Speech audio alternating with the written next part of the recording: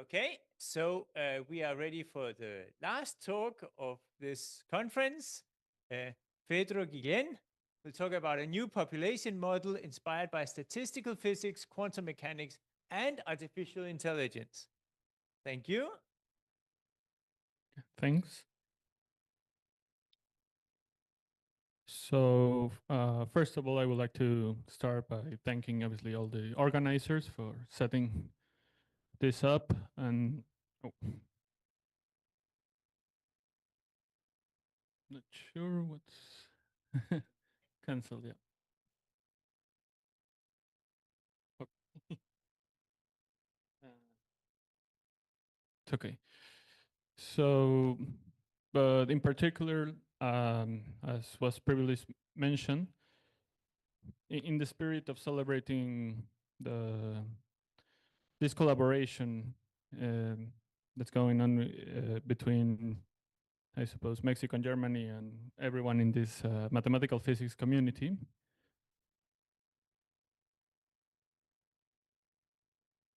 And sorry. Yeah. I would like to start by talking about my experience entering this community. I think it was okay. Yeah, it's downloading.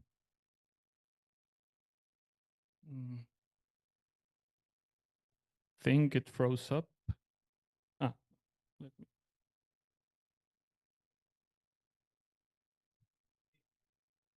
Yeah. I will to mention I'm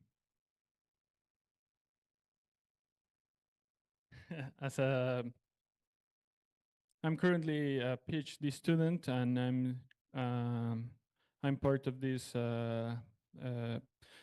collaboration between TU Braunschweig and UNAM. That I just want to say from first-hand experience, I've seen how much work it has taken to achieve this thing, and from this perspective of a PhD student, I'm really grateful of this opportunity, and I'm really grateful with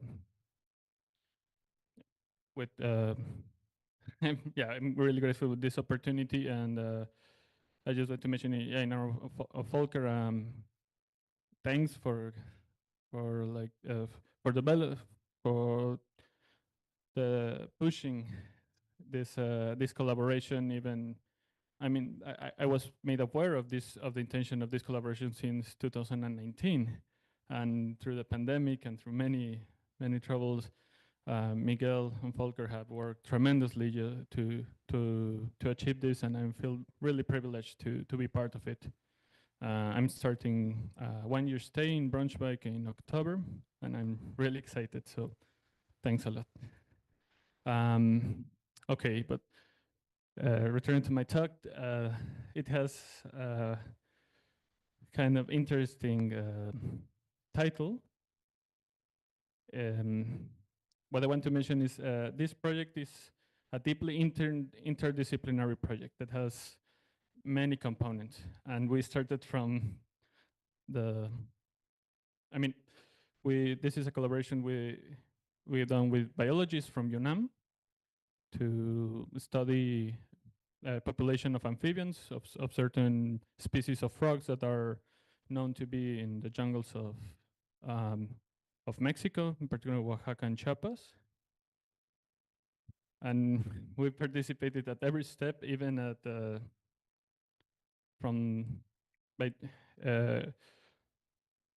we started from the field trips to collect the actual ecological data of this species. So we went to the jungle and actually had to stay there and count the frogs. So to show also that part of the work that was quite heavy, I would like to begin by showing a brief compilation of our trips to the jungle, if no one minds. So here is a video.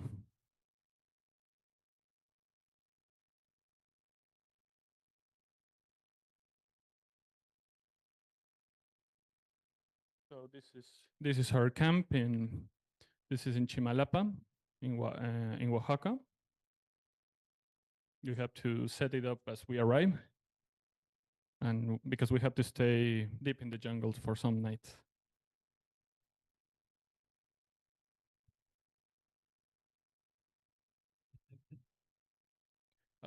I think it's really, I mean, it's more ambient sound from the jungle.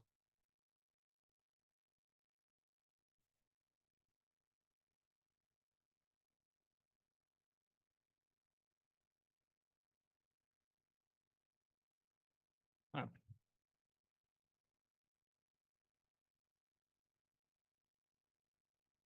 there's Miguel.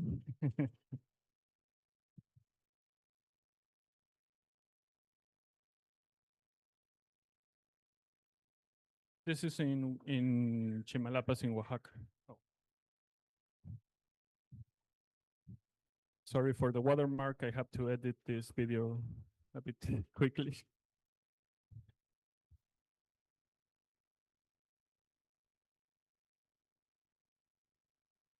So these trips took a lot of work because we have to stay there for, I mean, sometimes even 2 weeks with our own food, our own equipment.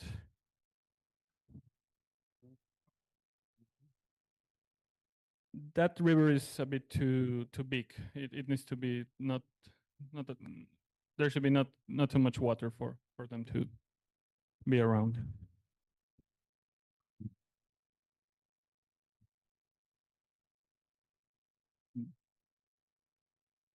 Just as a promotion, this is kind of rare footage because this jungle is also really hard to get in. So this is kind of pure nature in a sense that it's unperturbed.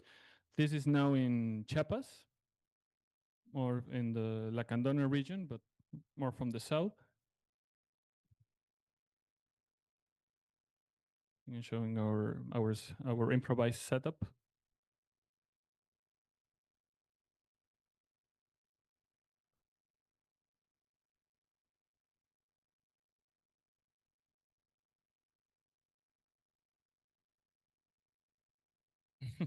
Inside the tent.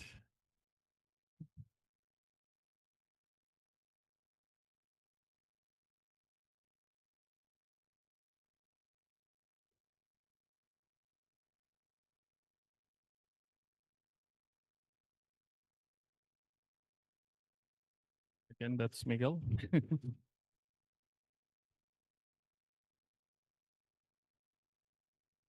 I think that's me, yeah. That's awesome.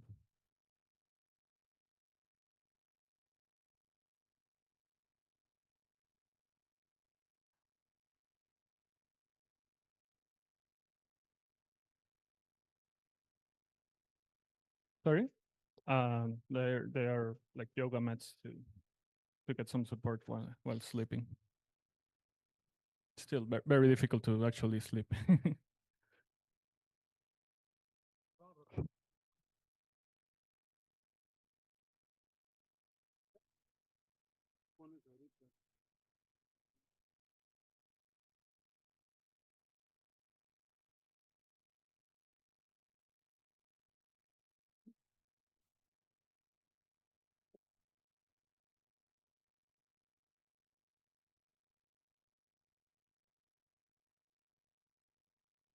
Yeah, sometimes it was a whole day walking inside the river.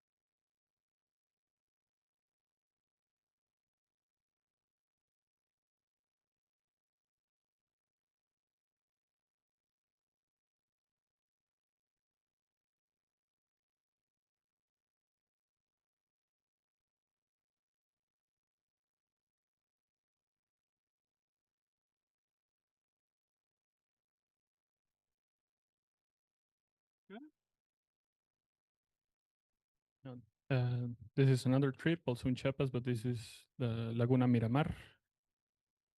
Quite a beautiful place, also isolated from civilization in some sense.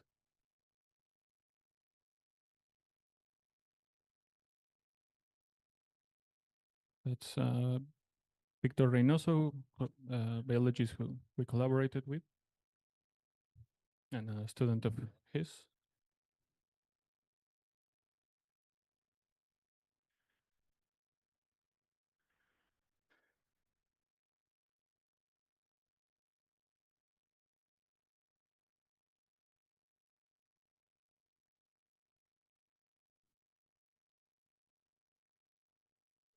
And to mention, these trips are because we want to sample population of amphibians, of certain frogs.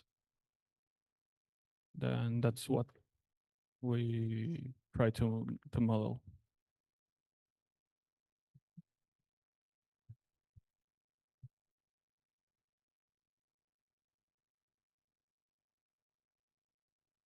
Okay.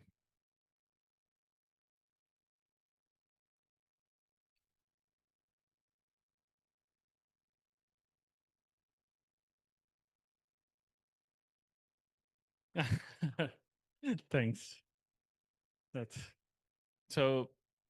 So yeah, that was just one component of this project. In a sense, it's truly in this interdisciplinary. And so next we come to the model, which is what I'm going to present here. So just as a note, because this has been asked before, we're not claiming that the frogs are actually quantum mechanical in any sense. There's no frog entanglement or any weird frog quantum effects. It's the model just contains elements from quantum mechanics in some sense. So as an introduction, what we learned in general ecology, they're interested in what is called species distribution maps, which is just a map showing the distribution of species. Here's an example from another article already by Miguel that shows the distribution of certain species of frog around the river. And these are useful to try to understand the relation between environmental variables and the presence or absence of certain species, also to maybe get an estimate of the total population in certain regions. And obviously all of this can be useful to ecologists to understand I don't know the impact certain elements have on species, or how to act when certain ecological emergencies are present. So that's kind of our goal, to take a region and model the distribution from the region using known data in a subregion. More generally, what's our strategy? So we want to specifically model the presence of certain amphibians in a given bounded region where specific ecological information or environmental information is known. So the general technique is we superimpose a lattice on this region, a square lattice where each grid we assign a random variable that monitors the population on that grid. And on each grid we associate these environmental variables. So that's the basic assumption. In general, but reviewing like the usual methods, it's normal to only find like pure statistical analysis, like correlation between variables, and not really models in a true sense. So part of uh, the the physics comes from trying to bring some of the physics intuition into the modeling.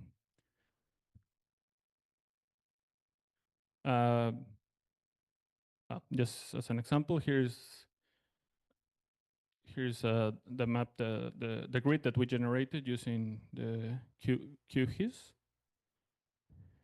So each square so for each square there's a random variable, and each square has associated other environmental covariates that we relate to the population.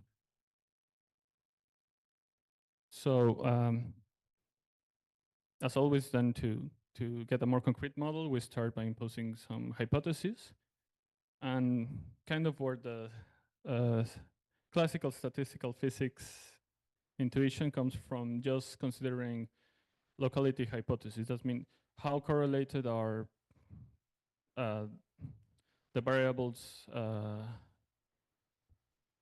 with each other.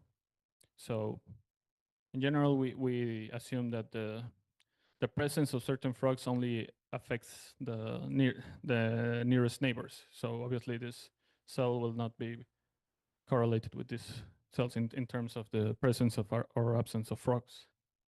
So to formalize this, we use the notion of Markov random field that I think many people here already know. A Markov random field is just a family of random variables that are indexed by a graph structure. The graph structure is just what gives which, I mean, the edges just give which random variables are depend on each other in terms of this formula of conditional probability. So what it says is the probability of this value occurring in this particular cell, given that we know values on other cells, is the same as just containing information on the cells that are related by the graph structure.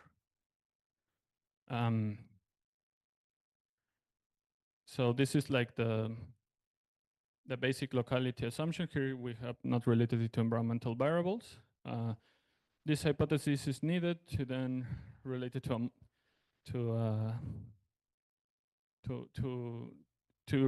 be able to represent it in a more clean way that I will just talk next. In our case, we just take this nearest neighbor as the condition for our graph.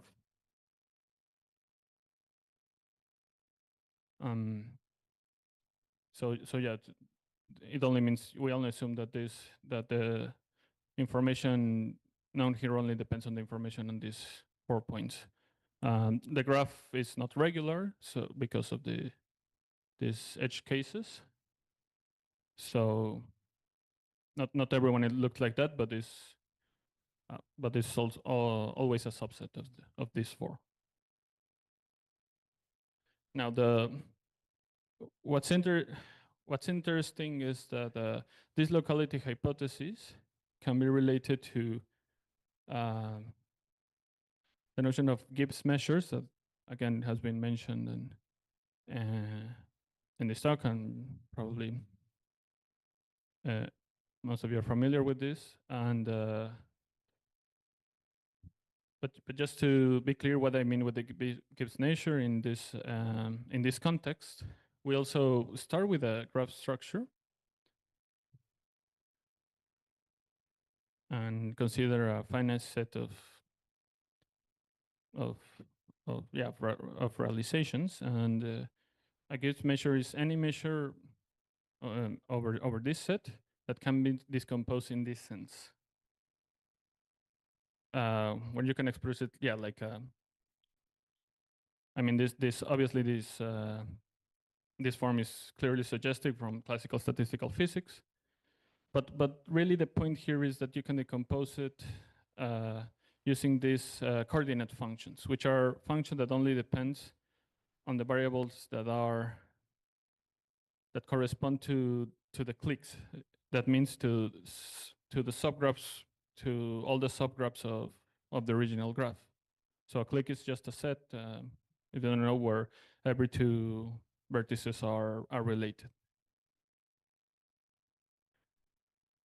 And I mentioned here this is a known theorem, the Hammersley-Clifford theorem, that relates both notions. In what sense? It means in the sense that, I mean, it's not so hard to see that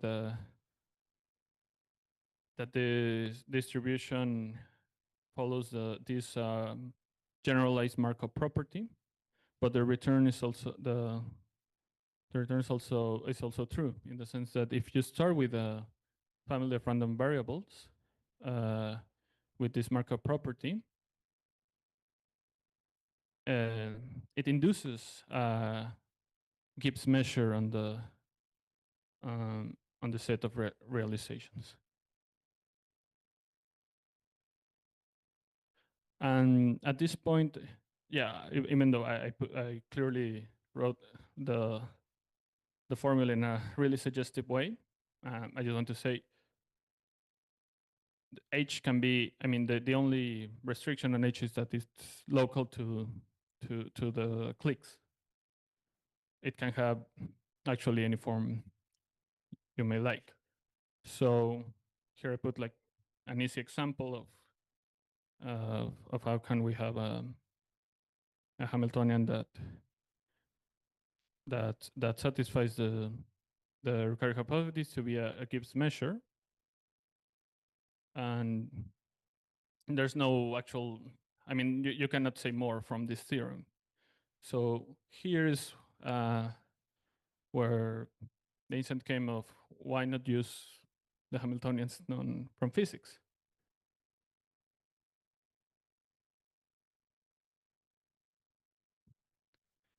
I suppose that was just for generality.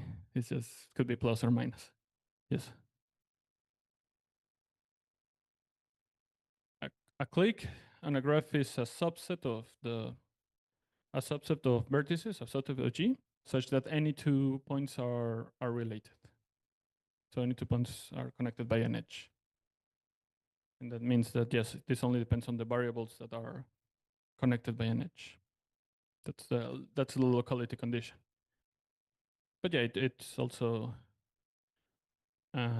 just to mention, yeah, understandably, it's much easier to work with this Hamiltonian and know that, okay, I have defined my a distribution that follows my locality hypothesis than to work with the original Markov random field definition. So there's a lot of power in this theorem. So, but also, I mean, yeah, this can be very arbitrary. So what was decided was to try with a Hamiltonian inspired on physics, right? So here we choose a kinetic term, which is just this quadratic like kinetic energy, and a potential. And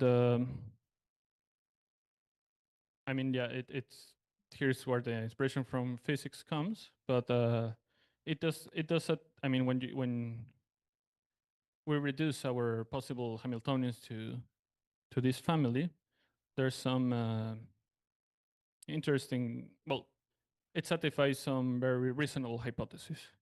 First of all, what happens if we consider no potential? Well, this corresponds to the situation where everything is uniformly spread over the grids. Quite easy to see. So this term will basically kind of promote the diffusion of frogs, and which makes sense if we have there's no preference, there's no actual environmental data. Well, we expect the frogs to be anywhere, right? So the potential then acts as a function that actually relates the environmental data to the presence or absence of frogs, which is again something known, well known for anyone who taken any sort of physics class, but in this biology community, this wasn't present. There were people working with those marker random field models, but this sort of form was never introduced, and I think this brings a nice interpretation of the situation by just applying a simple physical argument. Yes.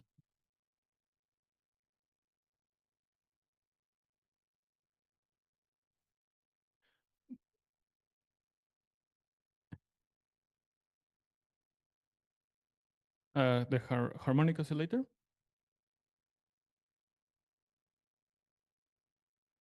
Yes. I mean, that it's more, I suppose one could say it like it's more like a null hypothesis, because what actually tracks the environmental data is all contained in the potential.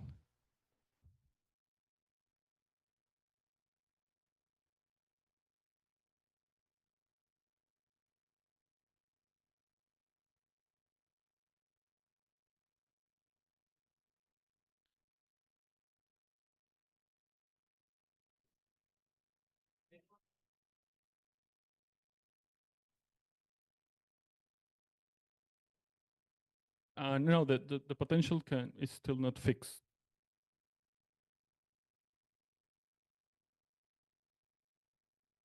Yes.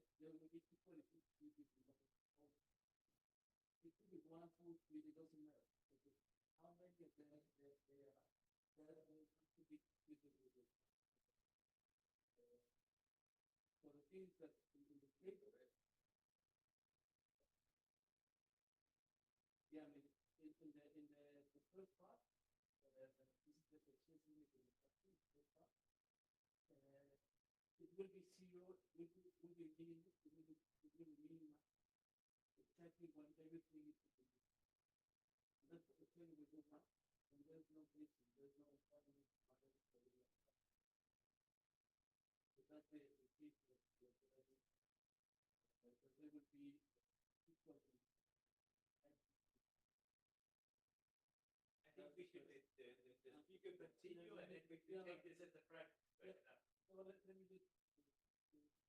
the second one is the one that approximately is the potential. So it will be minimized. So if you want to minimize both, you look at an equilibrium of V squared, or V all of that.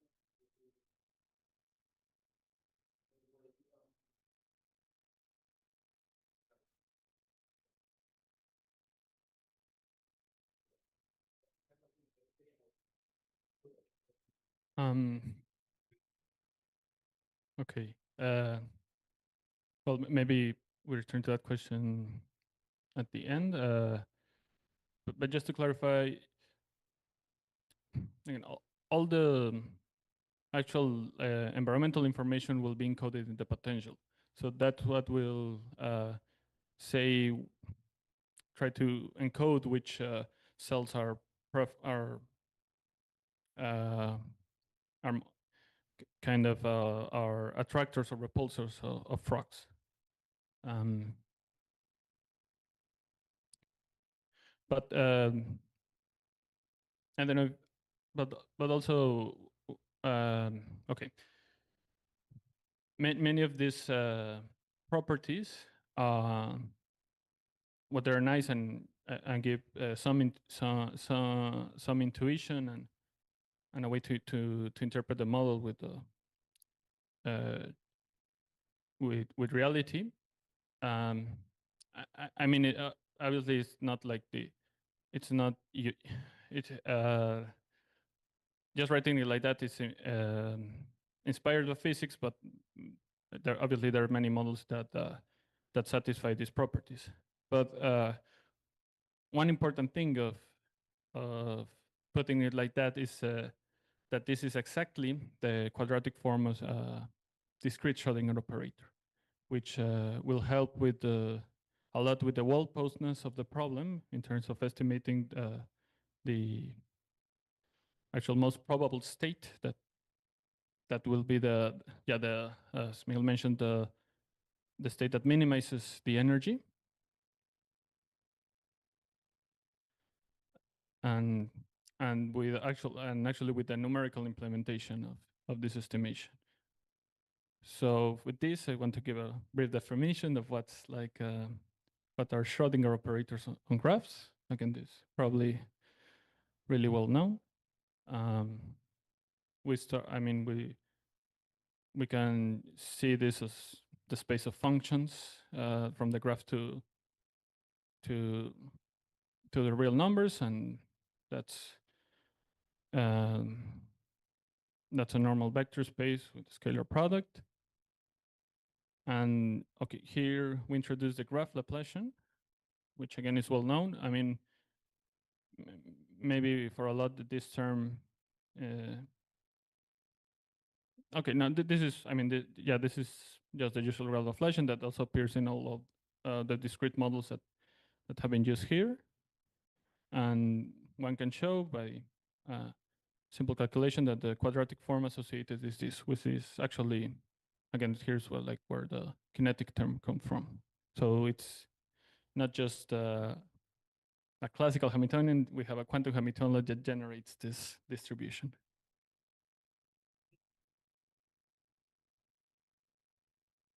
So, sorry?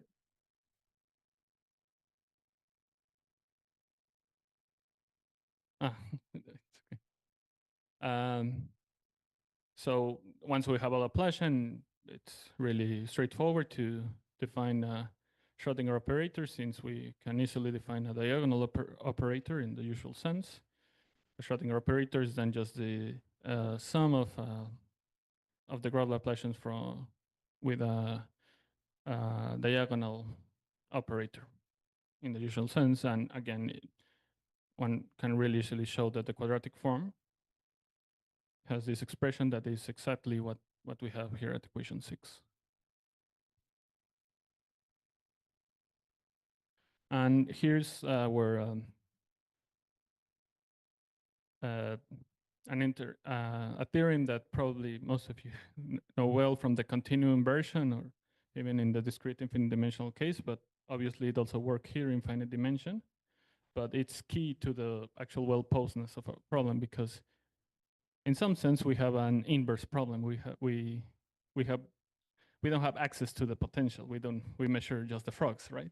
So we have to reconstruct the potential, and this is an inverse problem. So for the wall postness, we have this result that again is well known in the continuous case, that if we have a finite, I mean, here we put it for a finite connected graph and a Schrodinger operator. Here, obviously, there's no hypothesis on the potential because everything is discrete and finite. Then we know that this Schrodinger operator admits a unique positive eigenvector. Correct. I mean, a non-degenerate positive eigenvector. So this is key because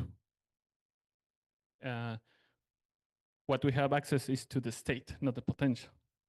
But our state obviously can only be positive because that's what we have.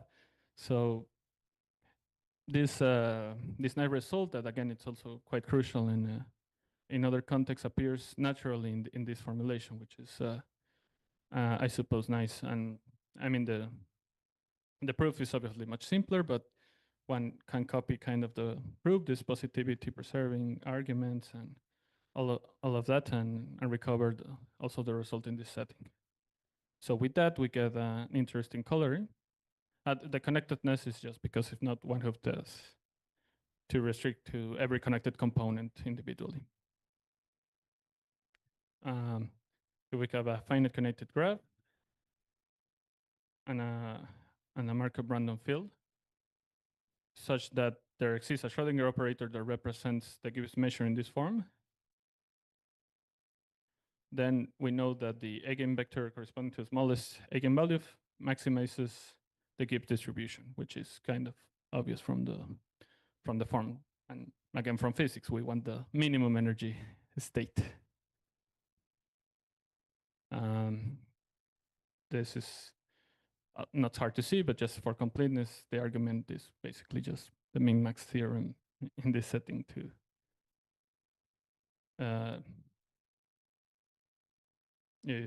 I mean, I just mentioned it for completeness. So this setting is really interesting because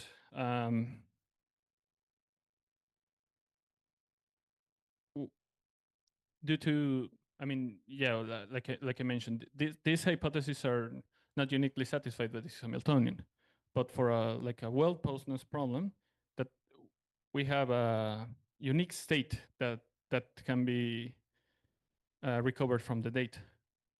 So this makes this inverse problem well posed. So that's the value of actually using the operator in this setting. But the question remains, I mean, that how do we obtain the potential and how do we actually relate the potential to these environmental variables? And the third part of the talk talked about artificial intelligence. So here's where we apply these techniques. As a very brief introduction to neural networks, I just put the definition of what a general neural network is. Most neural networks are they are specific versions of this one. This is just called a multi-layer perceptron. And yeah, it's any function that is composed as a combination of affine maps with a nonlinear term in the middle. Here, the nonlinear activation function, which usually is a sigmoid or some other type of function. It's like a composition of logistic models in some sense. Here, the computation acts component-wise, just to be clear. And the parameters of the matrices and these vectors is what one tries to adjust from real data. So usually one has some target values that are known. So an input value that wants to relate through with this map. And how do we select the parameters? Well, surprisingly, it's a kind of simple algorithm. It's just the one uses gradient descent to minimize least square loss function. I put here the algorithm, but it's quite simple. What modern packets from like Python or other computer or other languages do is compute this efficiently. But in principle, the algorithm is quite simple, which is surprising because, I mean, this only adjusts to the model to certain target value, but it shouldn't actually learn stuff from this criteria. But surprisingly, by doing this many times, for some reason, it actually learns kind of what you want. So, okay, let's summarize what we have in our model. Just again, we have a finite subregion, and we have a graph with vertices where the neighbor relationship is given by this, so the nearest neighbor.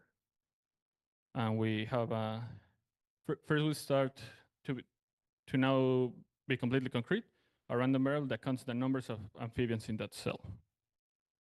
But we don't. So okay, yeah. Next, I mean, if we count the total number of frogs in the region, we can get the empirical distribution by just dividing it.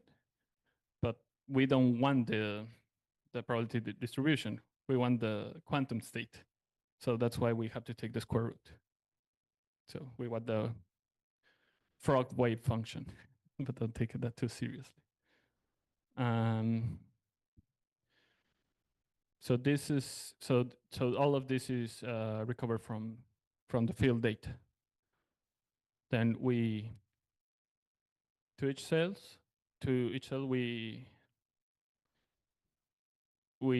our potential function is defined as a neural net based on certain environmental certain environmental variables that are defined on each cell, and is defined, and one constructs a neural network to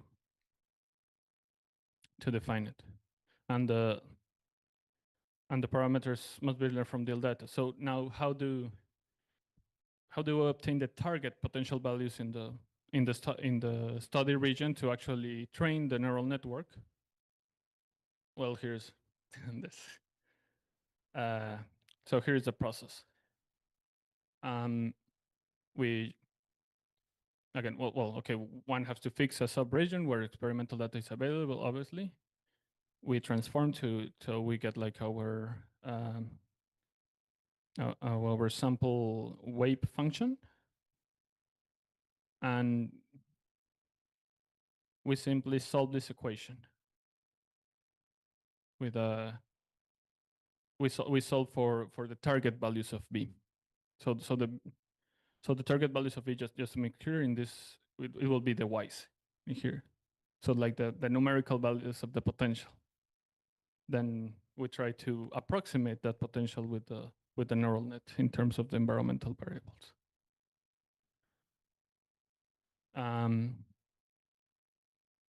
Here there's a bit of an artisanal work, because to also solve it and be sure that this corresponds to the minimum eigenvalue, the state cannot be too badly behaved. For example, it cannot have zeros, actually. So we have to replace the values where we did the sovereignty with really small values. Obviously, does in a sense that doesn't add too much to the total number of frogs. And it needs to be so that the whole operator is positive definite. So we are sure there's no like negative eigenvalues. And all this can be achieved by kind of transforming smoothing out the state. But this is kind of by test and try in the actual computer. But this can be done to actually know that we are recovering the potential such that the state corresponds to the smallest to the ground state. So now we have these inferred target values. We can now use use the normal techniques from artificial intelligence to actually train the neural net. So yeah, in general, it's kind of interesting how this, I mean, obviously known physical techniques and results from physics and mathematical physics appear kind of naturally in this setting, and actually, oh, I forgot to mention. I mean, okay, yeah, I have finished. Obviously, now what we have with train potential, we know, yes.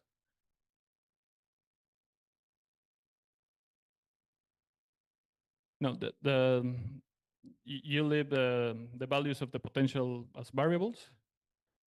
This is just the Laplacian with this fix and variables, and then you apply it to this particular state and find the values of the potential that solve it. I mean, it's quite easy. You just have to. It's an algebraic manipulation, basically. That is as the target values, again, as I mentioned in this algorithm, the target, like the actual empirical values of the potential that we recover from the data, because it's recovered from the empirical ground state. How much time do I have left? 5 minutes? Okay, almost done. And yet, and the point is now we have an actual, I mean, the parameters give us an actual model that can relate environmental variables to values of the potential. So once we have it, we can extend it to regions where we don't have training data. So here's really preliminary results. There are still things we are fine-tuning, but once we extrapolate it to the whole region, how do we get I mean, what we want as our prediction, well, is basically the most probable state, which in this case corresponds to just getting the minimum eigenvalue of this big matrix, which compared to other like models that are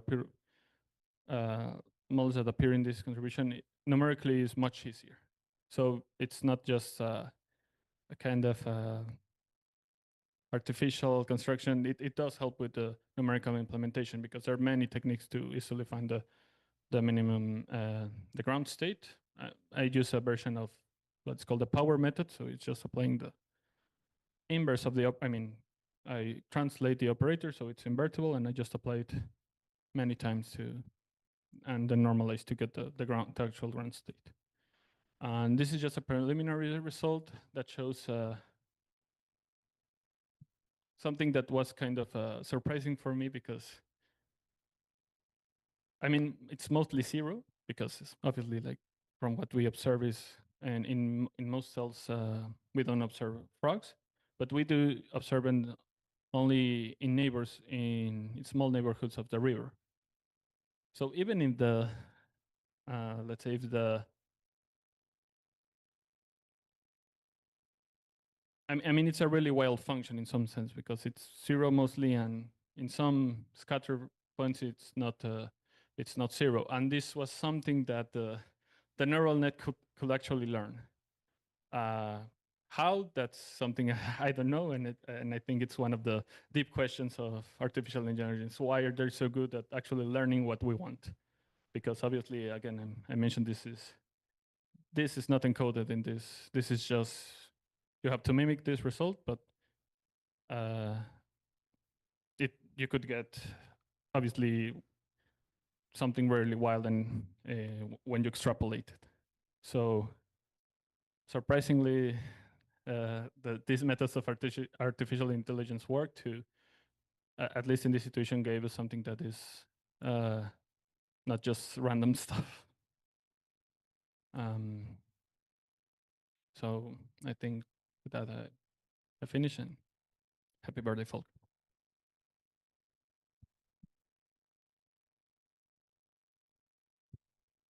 Thank you. Let me maybe start by asking a couple of questions. So in your discretization, so what is the kind of the length scale of these grids, and also in your photo at the end? So what is the sort of size of the overall area that you're looking at? Yeah. So the length between each grid is 10 meters, and this goes. I mean, this is the river that we follow for the sampling, and it's I think it's around 2 kilometers. So yeah, it's around how many grids? I figured it out, maybe 10,000 or something like that. And so that leads me to the next question: how much do they move? I mean, how lazy are they? I mean, what is the will they be there the next day?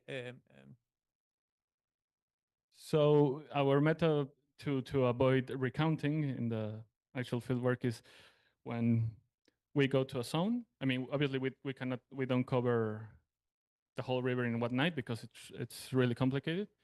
When we go to one zone and we measure it, we assume the frogs stay there. And yeah, frogs don't tend to move that much. They kind of have to blend in with the environment to. That's the best strategy to not get eaten. So we just don't repeat the same place many times to avoid like overcounting. But so it's a biologically reasonable assumption that they don't move more than 10 meters every day.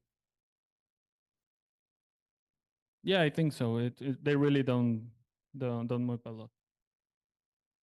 But then I guess I should ask if there are other questions. Well, you had a question. Can you go back to page 18, please? Yeah. So going through the steps, where do you pass from gamma 0 to the full grid? From the subregion to the, I mean, at which of these points do you exchange gamma 0 by the full grid? I mean, once we use only values on gamma 0 to train the neural net, but once we have the fixed parameters, we can apply that function at the full gamma. Yes.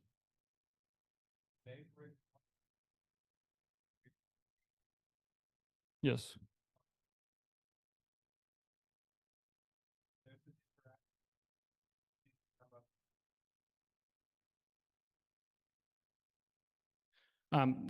We kind of assume a periodic boundary condition to do that.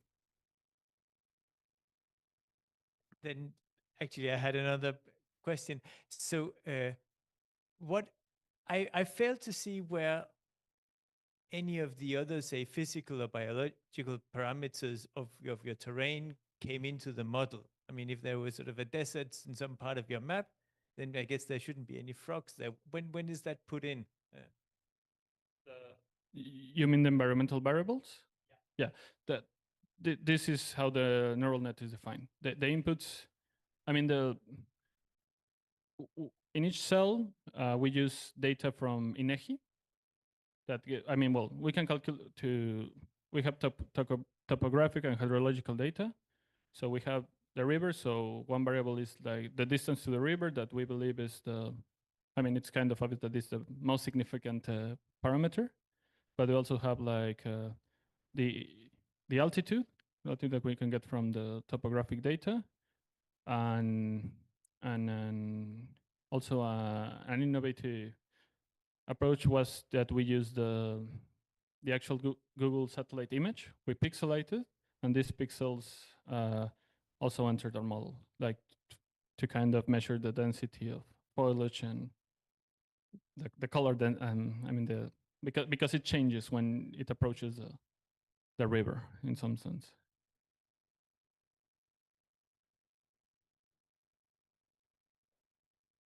And did you test this model on? Did you back test this on data that you acquired to see how accurate it is on? Or I understand that sometimes what they do is they use some of the data for training and they keep some of it back to then test the model, its accuracy on the rest of the data. Have you done that? Yeah, we're in some sense exactly at the step. So yeah, we divided 20% and 100%, but I mean we don't expect a lot of accuracy, but that because the data is too sparse and it may be difficult, but certain qualitative aspects of the model are kind of recovered in some sense. But yeah, absolutely, we in all the work we're considering also testing that aspect. I think maybe we should leave the rest of this interesting discussion to private, and thank Fedro again. I'm sure.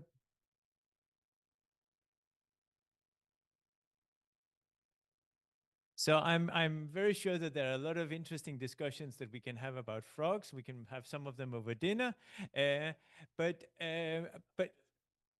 well, discussions in general, and frogs are also a possibility. Though don't think that's a specialty from Yucatan, but I might be wrong.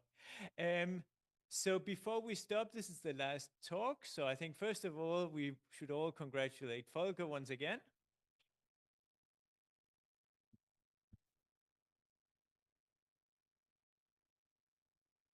And then as the chairman of the last session, I would like to thank again the organizers and also thank the Museo de la Luz and the CIMATs that have helped us well, hold this wonderful conference this week.